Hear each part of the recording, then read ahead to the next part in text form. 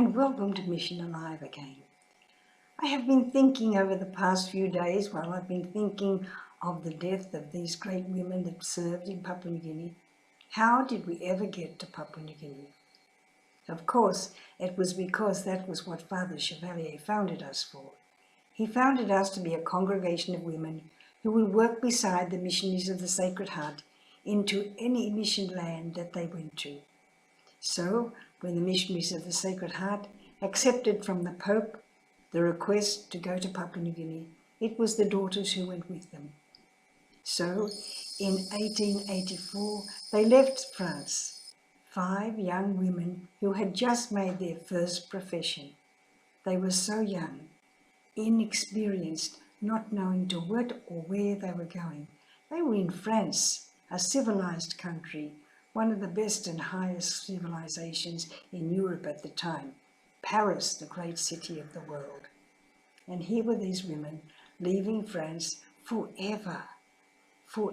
They knew they would never come back. In those days, I suppose they wouldn't want to go back in the ships that they had. It took so long to get from there to Australia. They didn't get to Australia until January the 31st, 1885. When they got to Australia, their idea was to go straight on to Papua New Guinea. But of course they knew they would have to have a house in Australia so that when other sisters came, they could stay there. When sisters in Papua New Guinea got sick, they could come down to this house and recover. So they asked the Archbishop, please, could we set up a house in your Archdiocese of Sydney? He said, any congregation that sets up a house in my Archdiocese must do something for the Archdiocese. You are a teaching congregation, so you can set up a school.